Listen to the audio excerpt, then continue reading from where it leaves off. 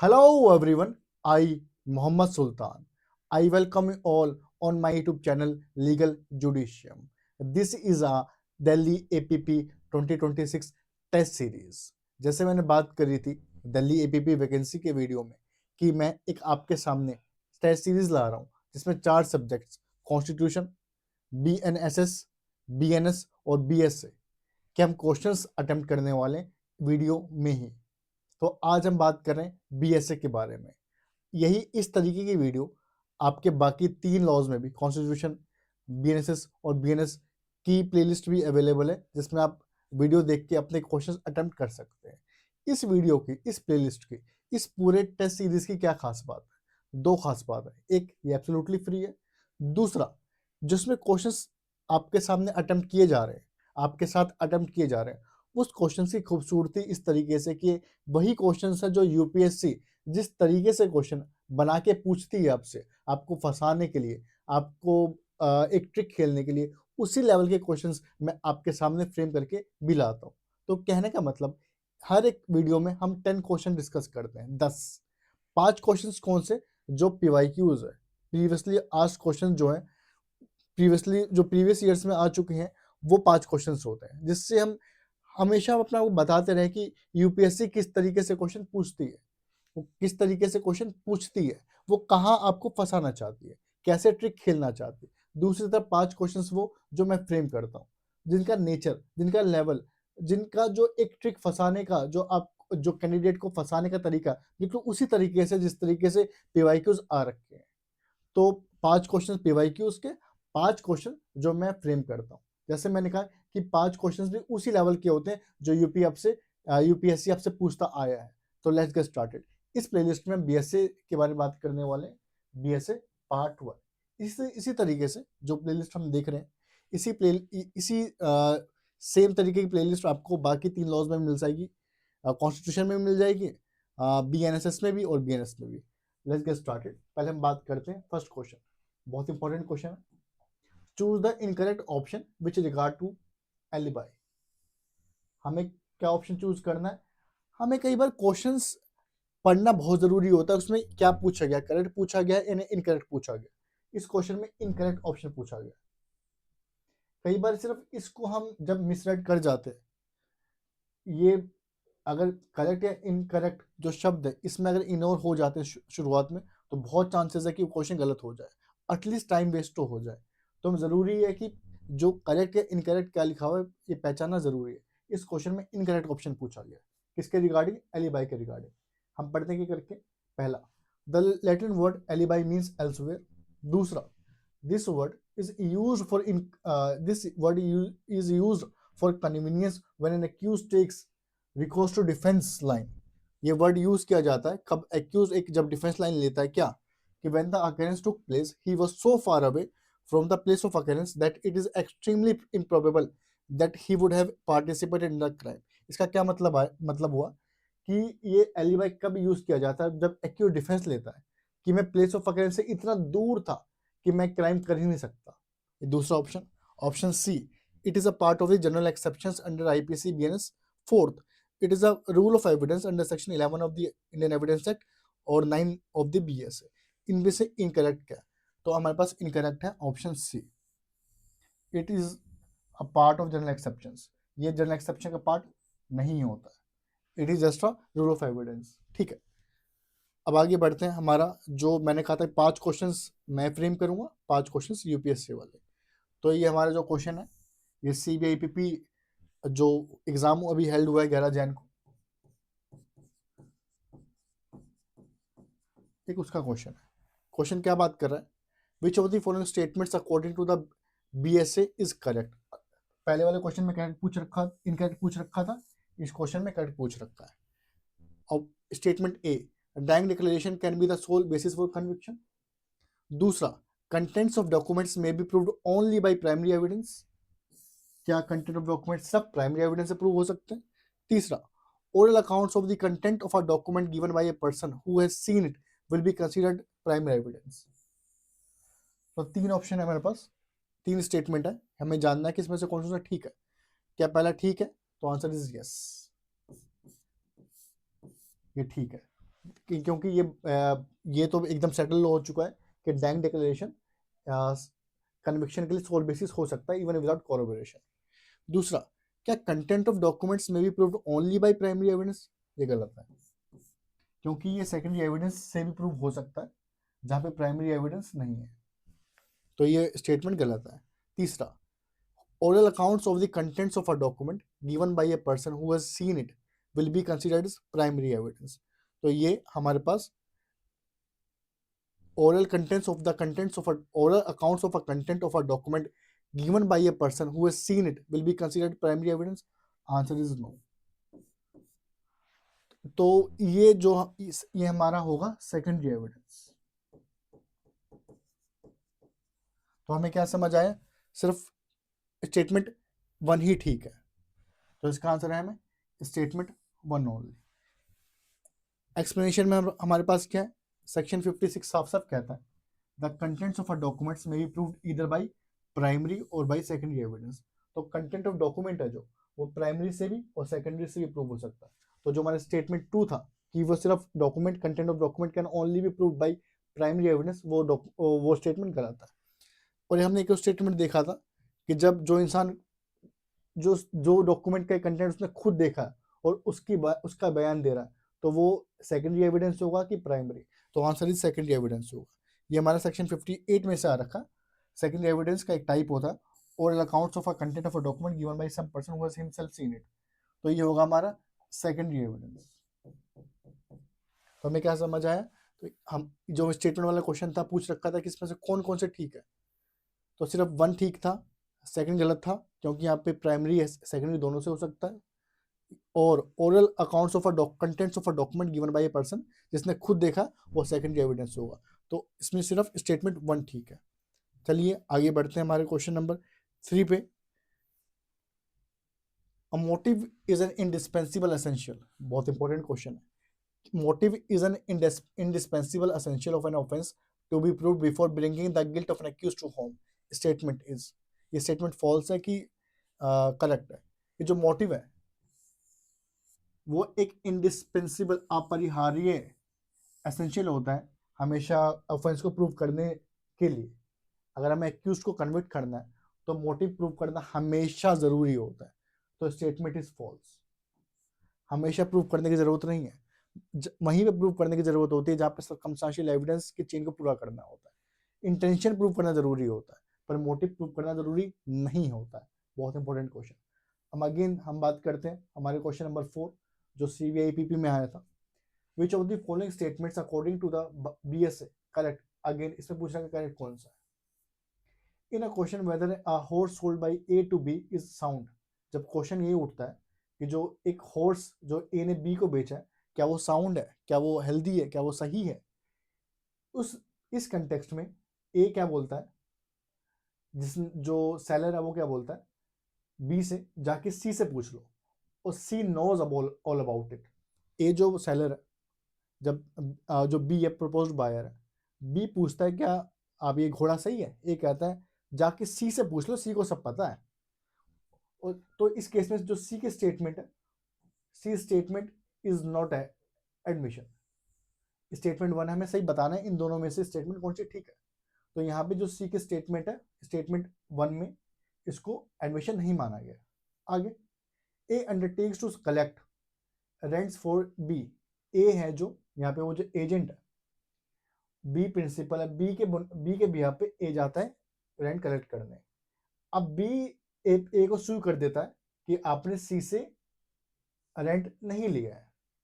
ए जो है जो एजेंट है वो डिनाई कर देता है कि सी से कोई भी रेंट था ही नहीं ड्यू। अब यहाँ पे जो स्टेटमेंट ए दे रहा है, जो स्टेटमेंट ए सी के द्वारा स्टेटमेंट दी जा रही है कि भाई ही और B rent is an admission. यहाँ पे जो एक ए द्वारा A statement given by C, जो सी है यहाँ पे हमें पहले सिचुएशन समझते हैं। ये डायरेक्टली बेट से आ रखा है। ए यहाँ पे कौन है, एजेंट है। बी कौन है, जो लैंडलॉर्ड है। तो बी लैंडलॉर्ड के बिहाफ पे उसने ए को रख रखा है कि जाके मेरे किराएदारों से रेंट लेके आ। अब क्या होता है, बी जो लैंडलॉर्ड है वो एजेंट को स्यू कर देता है कि आपने भाई सी से B sues A for not collecting rent due from C to B, कि जो आपसे सी से जो रेंट आना था आपने रेंट लिया ही नहीं सी से, और ए डिनाई कर देता है कि भाई उससे तो कोई रेंट लेना था ही नहीं, उससे कोई रेंट तो लेना था ही नहीं आपको। अब जो एक स्टेटमेंट दे रहा है सी, एक स्टेटमेंट दे रहा है C, A statement made by C that he owed B, statement दिया जा रहा है सी के द्वारा कि हाँ मैं बी को कुछ पैसे देने थे मुझे, आई ओ सम मनी टू बी, ये एडमिशन है। अब पूछा गया है इन दोनों में से कौन, या तो दोनों या तो कोई भी नहीं, या कौन सा एक ऑप्शन करेक्ट है। ये क्वेश्चन कहां से आ रखा है, एडमिशन के सेक्शन से आ रखा है। ये क्वेश्चन एडमिशंस वाले सेक्शंस से आ रखा है। हम आंसर करने से पहले हम इसके रेलेवेंट सेक्शन देख लेते हैं, क्योंकि डायरेक्ट सेक्शन में से क्वेश्चन आ रखा है। ये सेक्शन 17 बी से, जो पहले 19 एविडेंस एक्ट हुआ करता था, उसमें से एक स्टेटमेंट है, A undertakes to collect rents from B, same statement है। यहाँ पे अगर जो स्टेटमेंट दी गई सी से कि वो उसको एक कि भाई मुझे तो बी को पैसे देने थे, ये एडमिशन माना जाएगा। An A relevant fact as against है if A design the fact that he did और एंड टू बी। तो स्टेटमेंट दी गई है जो सी के द्वारा कि हाँ भाई मुझे तो पैसे बी को देने थे, तो ये एडमिशन माना जाएगा। तो जिस इंसान की पोजीशन, उसका स्टेटस है क्वेश्चन में, तो उसके द्वारा दी गई स्टेटमेंट वो एडमिशन होगा। तो हमें क्या समझ आया कि ये स्टेटमेंट टू सही है, एडमिशन में आ जाएगा। एक और स्टेटमेंट बचा हमारे पास जो यहां से ले रखा है। क्वेश्चन अगर यही है कि जो ए हॉर्स, एक जो घोड़ा है वो ए के द्वारा बी को बेचा जा रहा है जो, और ए बी को कहता है जा सी से पूछ लो, सी को सब पता है, तो ये भी एडमिशन होगा। क्या स्टेटमेंट 1 में ऐसा लिखा हुआ एडमिशन होगा?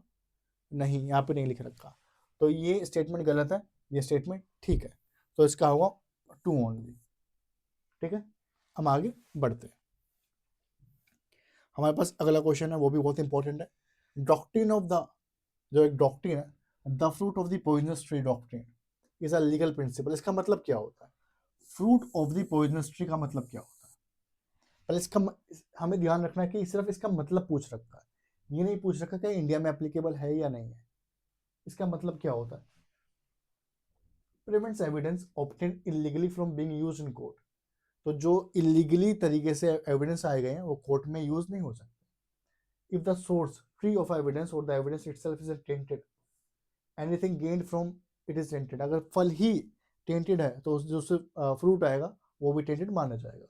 सी, evidence obtain through illegal means such as illegal search is inadmissible. तो इसमें से क्या है? तो आंसर इज डी। इसके मतलब चारों ही होते हैं कि fruit of the poisonous tree shall also be poisonous, तो वो कोर्ट में यूज नहीं हो सकते। ये डॉक्ट्रिन इंडिया में एप्लीकेबल एब्सोल्युटली नहीं है। आगे बढ़ते हैं। हमारा अगेन जो क्वेश्चन है वो CBI-PP का एग्जाम हुआ था, उसमें से आया। Which of the following statements according to BSA is correct. Again पूछ रखा है करेक्ट कौन सा। तो करेक्ट इनकरेक्ट वाले स्टेटमेंट बहुत आ रखे हैं। When the question is whether a person shown in possession of a house is its owner, अगर क्वेश्चन ये उठ ही जाता है कि जो इंसान पोजेशन में है क्या वो ओनर है, तो उस केस में जो बर्डन है, the burden of proving that he is not the owner is on the person who affirms that he is not the owner. तो एक सिचुएशन है जहाँ पे ए और बी के बीच में आपस में एक फाइट है कि इस केस में मान के चलते हैं कि ए पोजेशन में, तो ये कह रहा है कि जहाँ पे क्वेश्चन उठ ही जाता है कि जो इंसान ए पोजेशन में है वो ओनर है या नहीं है, तो जो बर्डन होगा कि ये इंसान ओनर नहीं है वो उस पे होगा जो कह रहा है ये ओनर नहीं है। कहने का मतलब प्रिजप्शन होगी, जिसके पास पोजेशन है वही ओनर है। अगर कोई ये प्रूव करना चाहता है कि जो पोजेशन में वो ओनर नहीं है, तो वो बर्डन ऑफ प्रूफ उस पे होगा जो ऐसा कह रहा है कि ओनर नहीं है, तो बर्डन ऑफ प्रूफ इसके ऊपर होगा। तो ये स्टेटमेंट ठीक है। आगे, the burden of proving that the case of the accused comes within any of the general exceptions in the BNS is on the prosecution। क्या जो accused अगर किसी अपना केस जनरल एक्सेप्शंस में लाना चाह रहा है तो क्या बर्डन ऑफ प्रूफ प्रोसिक्यूशन के ऊपर होगा या एक्यूज के ऊपर होगा? बहुत सिंपल सी बात है, वो एक्यूज के ऊपर होगा। तो ये स्टेटमेंट गलत है, ये स्टेटमेंट ठीक है। ठीक है, तो इसमें हमें क्या समझ आया? Statement 1 only. हम इसके सेक्शन देख लेते हैं। Section 113 burden of proof as to ownership. तो वही बात कर रहा है, जब क्वेश्चन उठ ही जाए, when the question is whether any person is owner of anything of which he is shown to be in the position. कोई व्यक्ति पोजीशन में है, कोई व्यक्ति कब्जे में है, और सवाल उठ जाए कि ये व्यक्ति ऑनर है कि नहीं, तो जो व्यक्ति कह रहा है ये ऑनर नहीं है, बर्डन ही प्रूफ करने का कि ऑनर नहीं, उस पर ही होगा। तो सेक्शन 113 बीएसए का, जो पहले 110 एविडेंस एक्ट का हुआ करता था। एक और 108 सेक्शन जो बात कर रहा है एक्यूज, जब ये burden of proving that case of accused comes within exceptions shall on be the shoulder of the accused, कि जो accused का केस है वो एक्सेप्शन में आता है, वो बर्डन accused के ऊपर होगा, ना कि प्रोसिक्यूशन के ऊपर। यही लिखा हुआ है, when the person is accused of any offense the burden of proving the existence of circumstances bringing the case within any of the exceptions in the BNSA BSA is upon him। तो him यहाँ पे accused पढ़ा जाएगा। तो हमें क्या समझ आया? स्टेटमेंट 1 ठीक है, स्टेटमेंट 2 गलत है, तो इसका आंसर होगा 1 ओनली। आई होप आपको क्वेश्चंस अटेम्प्ट करने में मेरे साथ अच्छा भी लग रहा होगा और कुछ बातें आपको समझ भी आ रही होगी। बहुत important question, which of the following is not a part of the 5 golden principles, that is Panchsheel of the proof of a case based on circumstantial evidence. Circumstantial evidence के जो 5 प्रिंसिपल्स होते हैं, जिसे गोल्डन 5 प्रिंसिपल्स भी कहते हैं, जिसे पंचशील भी कहते हैं, उसमें से कौन सा नहीं है हमें पता लगाना है। पहला, the circumstances from which the conclusion of guilt is to be drawn should be fully established. There is not only a grammatical but a legal distinction between may be proved and must be proved or should be proved. It is a primary principle that the accused must be and not merely may be guilty before a court can convict. The mental distance between may be and the must be is long and divides vague conjectures from sure conclusions. तो ये पहला सही है। दूसरा, the facts so established, हमें पता लगाना है इसमें से कौन सा पंचशील का प्रिंसिपल नहीं है, तो पहला तो ठीक है। दूसरा, the facts so established should be consistent only with the hypothesis of the guilt of the accused, that is to say they should not be explainable on any other hypothesis except that is accused guilty, ये भी ठीक है। आगे, the circumstances should be of a conclusive nature, ऐसा होना ही चाहिए, ये भी ठीक है। They should exclude every possible hypothesis except the one to be proved, ये भी ठीक है। Last, there must be chain of evidence so complete as not to leave any reasonable ground for the conclusion consistent with the innocence of the accused। तो chain of evidence इस तरीके से complete होनी चाहिए कि जो एक्यूज का जो गिल्ट है सिर्फ उससे ही सिर्फ वही निकल रहा हो, उससे वही इंडिकेट हो रहा हो, ना कि उसकी इनोसेंस। तो ये भी ठीक है। तो हमें क्या समझ आया कि इस वाले हमारे केस में कि कौन सा गलत है, इसका होगा नन ऑफ द अबव, सारे ही ठीक है। नेक्स्ट क्वेश्चन है हमारे पास, जो इसका लैंडमार्क केस है, जो हमने क्वेश्चन डिस्कस करा, आपको केस याद रखना है, Sharad Birdhichand Sarda versus state of Maharashtra. Again CBI PP 2026 का क्वेश्चन आ रखा है 7th, हमें मैच करना है, मैच द फॉलोइंग। आसान क्वेश्चन था, examination of witness by the party who calls him, जो एग्जामिनेशन हो रहा है उस पार्टी द्वारा जिसने खुद बुलाया, तो उसे हम सिंपल बोलते हैं examination of chief. Examination of witnesses subsequent to cross examination by the party who called, जो क्रॉस एग्जामिनेशन के बाद होता है उसे बोलते हैं एग्जामिनेशन। आगे, examination of witness by the adverse party, उसे बोलते हैं cross examination. Any question suggesting the answer which the person putting it wishes to or expects to receive, उसे कहते हैं लीडिंग क्वेश्चंस। तो हमें क्या समझ आया? फर्स्ट का ए का सेकंड, ए का सेकंड, बी का थर्ड, ए का सेकंड, बी का थर्ड, तो ये ठीक हो जाएगा सी। आगे बढ़ते हैं हमारे क्वेश्चन नंबर 8 पे। चूज द करेक्ट ऑप्शन, हमें करेक्ट चूज करना। That there are certain objects arranged in a certain order in a certain place is a fact. इन चारों स्टेटमेंट से पता लगाना कौन सा सही है कौन सा गलत है, क्या चारों सही है, कौन सा गलत है या कौन सा सही है। That there are certain arrange objects arranged in a certain order in a certain place is a fact. That a person heard or saw something is a fact. That a person said certain words is a fact. that a person holds a certain opinion, has a certain intention, acts in good faith or fraudulently, or uses a particular word in a particular sense, or was at a specified time conscious of a particular sensation is not a fact. तो ये सारे ठीक है सिवाय इसको छोड़कर, तो ये करेक्ट नहीं है। तो हमारे करेक्ट हो गया 1, 2 एंड 3, 1, 2 एंड 3 करेक्ट हो जाएगा। तो ये फैक्ट की डेफिनेशन है बीएससी के अंदर, जिसमें बेसिकली दो तरीके के हैं, फिजिकल फैक्ट्स और साइकोलॉजिकल फैक्ट। ये हमारा इलस्ट्रेशन से ले रखा है, यहाँ पे नोट नहीं लिखा हुआ, तो ये और यहाँ पे हमारे क्वेश्चन में नोट लिख रखा है। तो आपको हर क्वेश्चन को इतनी बारीकी से पढ़ना है कि उसमें नोट नहीं लिखा हो, पता होना चाहिए। आगे बढ़ते हैं, question number 9, which of the following statement according to BSA is correct. हमें जानना है कि इसमें से कौन सा क्वेश्चन करेक्ट है। In a criminal proceedings the fact that the accused is of a good character is relevant. Criminal proceeding में जो अक्यूज का जो गुड कैरेक्टर है वो रेलेवेंट होता है, स्टेटमेंट 1। दूसरा, when a party refuses to produce a document which he has had to note, एक पार्टी है वो रिफ्यूज कर देती है उस डॉक्यूमेंट को प्रोड्यूस करने के लिए, जिस डॉक्यूमेंट को प्रोड्यूस करने के लिए उसको नोटिस भेजा है, तो वो क्या, he can use the document afterwards as evidence without the consent of the other party or order of the court। तो सवाल उठता है, अगर कोई पार्टी जिसको नोटिस भेजा गया डॉक्यूमेंट प्रोड्यूस करे, वो प्रोड्यूस नहीं करता, तो क्या afterwards without consent of the party और without consent of the court क्या वो प्रोड्यूस कर सकता है? Answer is no. तो ये स्टेटमेंट गलत है, सिर्फ यही स्टेटमेंट ठीक है। तो हमें स्टेटमेंट 1 ओनली ही ठीक है। इसका जो हमारे पास है सेक्शन 47 बात करता है कि हाँ क्रिमिनल प्रोसीडिंग में एक्यूज का गुड कैरेक्टर रेलेवेंट है। 167 बात करता है जब कोई पार्टी रिफ्यूज कर देती है कोई डॉक्यूमेंट प्रोड्यूस करने के लिए, तो वो आफ्टरवर्ड्स जनरली यूज नहीं कर सकती जब तक वो अदर पार्टी कंसेंट ना ले ले या फिर ऑर्डर ऑफ द कोर्ट ना ले ले। तो यहाँ पे जो लिखा हुआ था कि वो प्रूव कर सकती है आफ्टरवर्ड्स विदाउट कंसेंट, ये गलत है, ठीक है। तो विद कंसेंट ही करना पड़ेगा उसे। लास्ट बट नॉट लीस्ट, बहुत इंपॉर्टेंट क्वेश्चन, एक अभी रिसेंट केस में एक ये हेल्ड हुआ है, क्या हेल्ड हुआ है, therefore the introduction of secondary evidence is a 2-step process wherein first the party must establish the legal right to lead secondary evidence, and second they must prove the contents of documents through that evidence, that two requirements are conjunctive। दोनों prove करना होगा। अगर आपको secondary evidence prove करना हो तो ये 2-step process है। ये सुप्रीम कोर्ट ने अभी किस केस में बोला है, held by the supreme court in which of the following cases. क्या ये कौशल किशोर में बोला है, क्या ये थरमल पीतम्बर में बोला है, या कमिश्नर दिल्ली पुलिस वर्सेस उत्तम कुमार में बोला है, या सब में बोला है? सब में नहीं बोला है, ओनली आंसर इज बी। तो ये आपको केस का नाम याद रखना है, thermal Pitambar versus Usha Krishnan, 2026 supreme court. तो ये हमारा था बीएसए का फर्स्ट पार्ट।